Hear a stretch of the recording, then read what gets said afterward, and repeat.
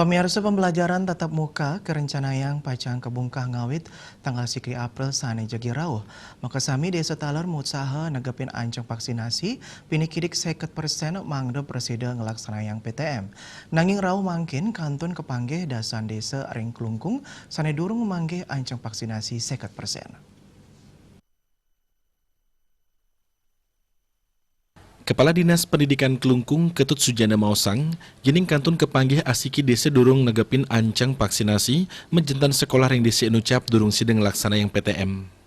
Ya diastun keputusan dalam SKB 4 Menteri, Mendikbudristek, Menak, Menkes, lan Mendagri, nugesang capaian vaksinasi nenten kedadosang dasar antuk kemargiang PTM. Asapo diketalar, pemargin inucap sampun katugesang malih oleh Kemendikbudristek ringgalah ungkuran.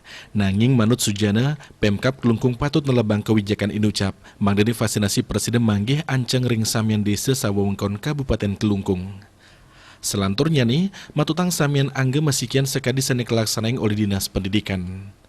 Ini kepunika, wanta pinake sinalutungil pengupaya digelisang pemargin vaksinasi.